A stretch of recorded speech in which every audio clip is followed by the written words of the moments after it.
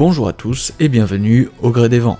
Aujourd'hui on se retrouve pour le premier épisode du format de vulgarisation.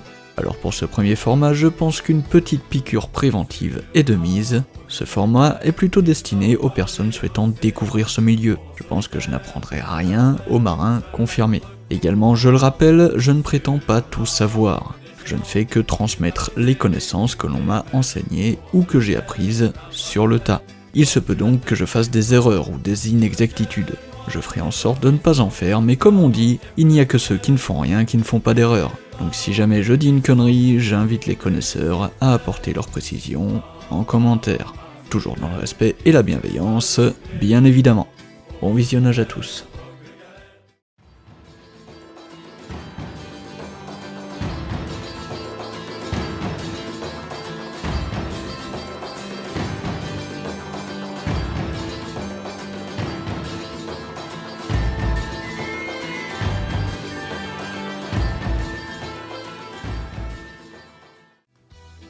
Alors pour débuter, nous allons poser les bases.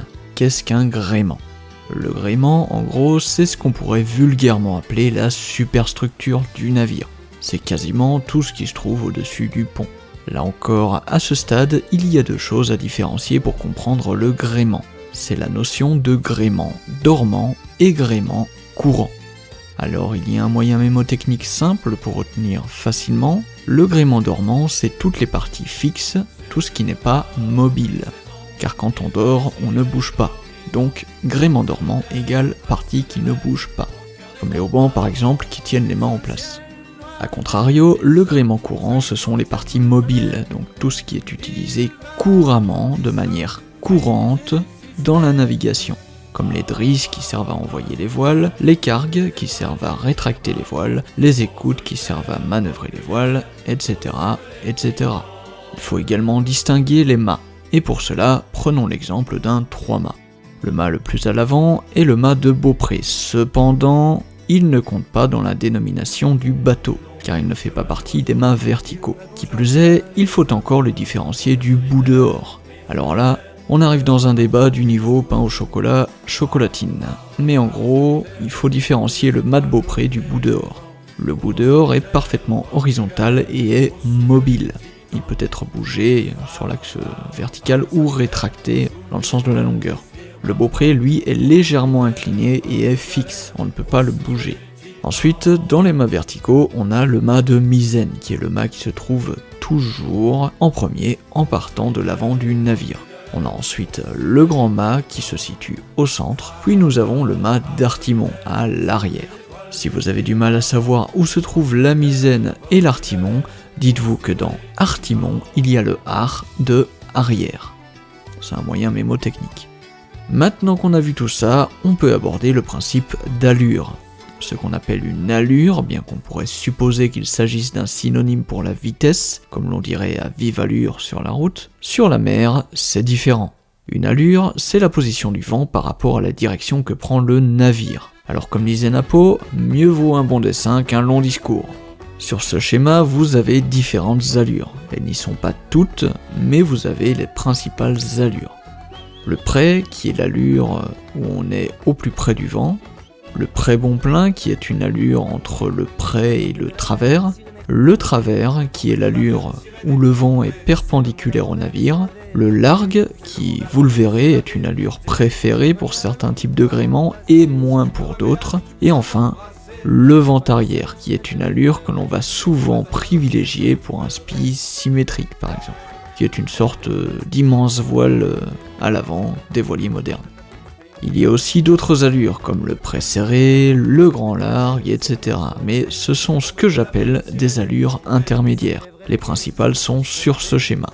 Maintenant qu'on a vu tout ça, on va rentrer dans le dur et on va pouvoir s'attaquer au type de gréement.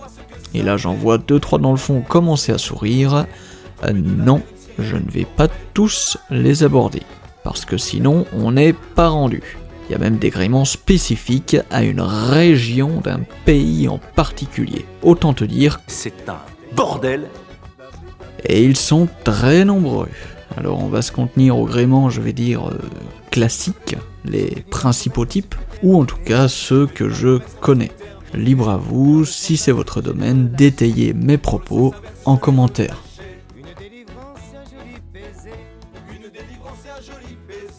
Alors, c'est ici que les Romains s'empoignèrent. On va commencer par tout ce qui est gréement aurique. Les gréements auriques, pour faire simple, c'est la catégorie de gréements dont les voiles sont toutes dans le sens de la longueur du navire. C'est un type de gréement qui est conçu pour être avantagé sur les allures de près. On va débuter par un des plus connus, le gréement dit sloop. On entend parfois dire d'un navire qu'il est gréé en sloop. Eh bien, ça désigne son type de gréement. Ici, il est représenté avec une voile de misaine, une voile de flèche ou de pique, et un foc.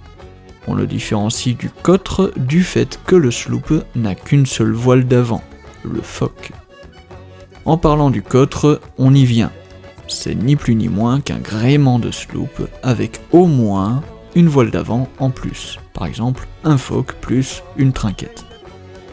On a aussi d'autres variantes du cotre, comme le cotre à tape-cul, qui est un cotre avec un mât d'artimon doté d'une voile d'artimon plus petite que la voile de misaine. Par exemple, la Croix du Sud 3, que l'on a traité dans un épisode précédent, est une sorte de cotre à tape-cul, même si là, on arrive dans des ambiguïtés, car ce n'est pas précisément cela. C'est quelque chose qui se situe entre le cotre à tape-cul et le ketch. Mais là, on arrive dans les gréements spécifiques à une région, et je veux pas rentrer dans ce joyeux répertoire. Il y a aussi le cotre à hunier, mais là, on triche un peu parce que c'est pas totalement un gréement aurique. En effet, tout est dans le titre. Il possède un hunier, qui est une voile carrée en haut du mât, et parfois il y en a même deux. Ensuite, toujours dans les gréements auriques, on a le gréement goélette. Alors là encore, c'est assez large, ça réunit les navires de 2 à 7 mâts, avec uniquement des voiles auriques, donc qui ne sont que dans le sens de la longueur du navire.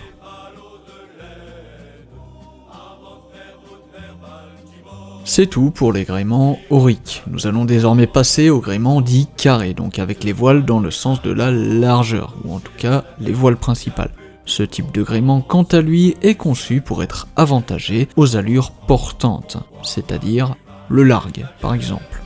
Un 3-mâts qui vogue au largue, pour lui c'est grand luxe, et à contrario, il n'est pas du tout adapté aux allures de près. C'est pour ça qu'il est assez compliqué de virer de bord, donc face au vent, pour ce type de navire.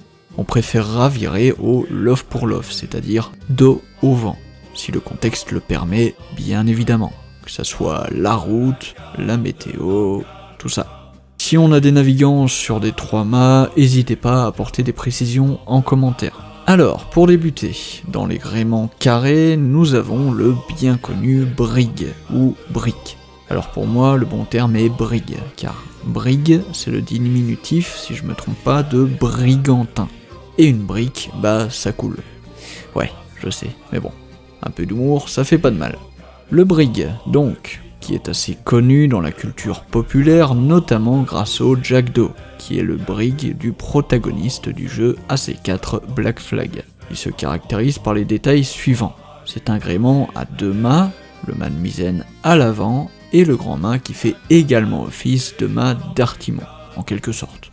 Comme on l'a dit, c'est un gréement carré, ce qui désigne des voiles carrées ou rectangulaires portées par une vergue. Mais pour retenir plus facilement, dites-vous que ce sont les gréements où les voiles sont dans le sens de la largeur.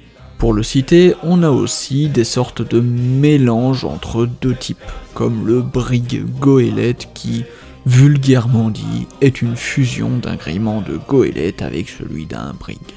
Ce qui donne un gréement avec un mât de misaine pris au brig et un grand mât pris à la goélette. Alors certains vont peut-être me demander pourquoi ils ont fait des sortes de crossover un peu bizarres comme ça. C'est en fait justement pour supprimer les désavantages des voiles carrées, donc qui n'ont pas la capacité de naviguer facilement au près, en les compensant avec du gréement aurique, donc moitié carré, moitié aurique, comme ça se compense un peu.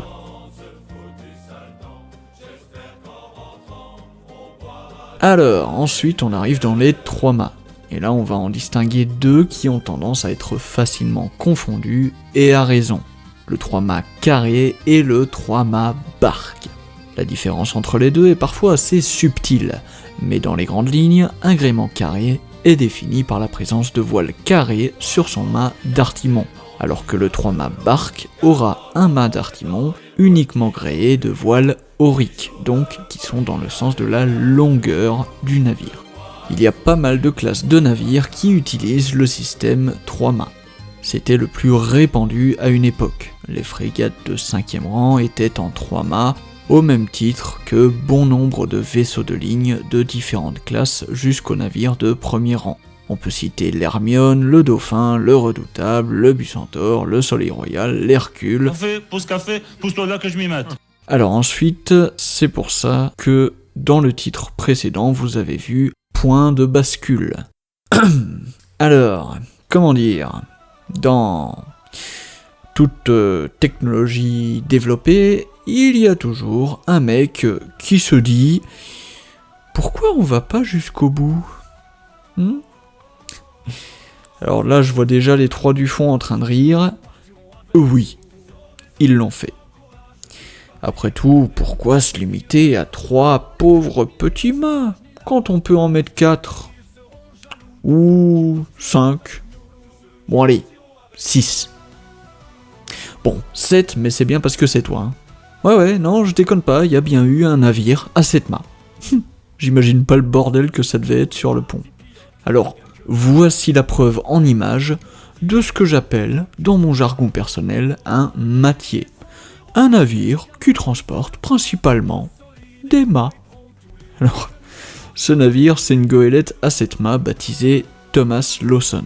Vous la connaissez peut-être de visu, ou du moins vous pensez la connaître, car cette goélette, évidemment, a été utilisée sur internet pour faire un montage photo d'un navire fictif avec des dizaines et des dizaines de mâts. Bon, vu la gueule du navire, j'avoue que la blague était tentante.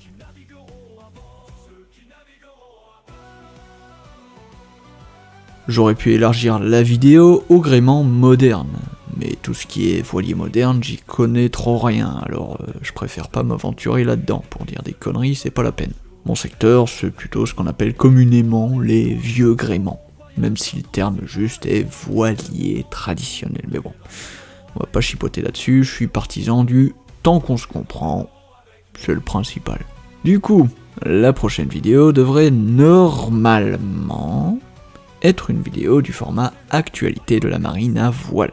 Je ne sais pas encore quelle actu je vais aborder, mais ça devrait bientôt arriver. Quant à la vidéo sur l'histoire du français, elle a été mise temporairement en stand-by jusqu'au 13 novembre, date à laquelle j'aurai de nouveau suffisamment de temps libre pour m'investir suffisamment dessus pour que ça avance. Sur ce, merci de m'avoir écouté jusqu'au bout, on se retrouve en commentaire ou dans la prochaine vidéo. Likez si ça vous a plu, commentez si vous voulez discuter de la vidéo, partagez si vous voulez me soutenir et abonnez-vous si ce n'est pas encore fait. Merci à tous et puissent les vents vous être favorables.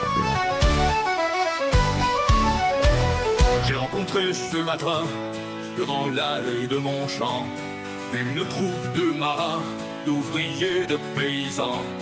Où allez-vous, camarades, avec vos fusils chargés? Nous tendrons des embuscades, viens rejoindre notre armée. La voilà la blanche Hermine, vive la mouette et la jonc. La voilà la blanche Hermine, vive Fougère et Clisson. Où allez-vous, camarades, avec vos fusils chargés? Nous tendrons des embuscades, viens rejoindre